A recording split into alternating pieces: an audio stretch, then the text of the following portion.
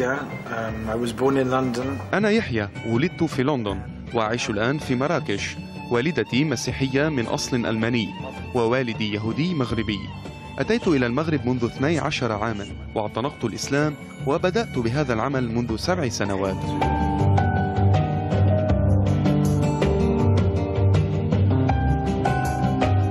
الصدفة جعلت يحيى على خريطة مدينة مراكش المغربية، قصدها سائحا وعاد منها مسلما منبهرا بتراثها المنبعث من ظلال نخيلها وفسيفساء من مروا على جدرانها.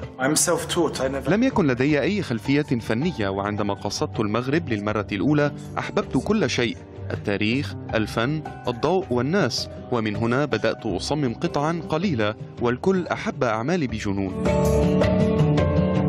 اكتشف يحيى جمال الأضواء وخيالاتها حين أقلقه بكاء ابنه الصغير، فحمله إلى بهو الفندق ليجد طفله قد انحسر بكاؤه تدريجيا حين شدته الأضواء الملونة المنبعثة من المصابيح، وهذا ما دفعه ليدخل هذا العالم.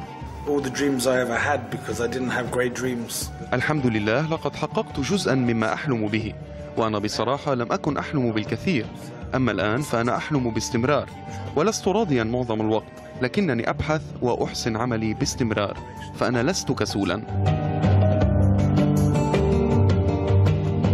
ليس هناك من عنوان نهائي لأي فن عرفه الإنسان.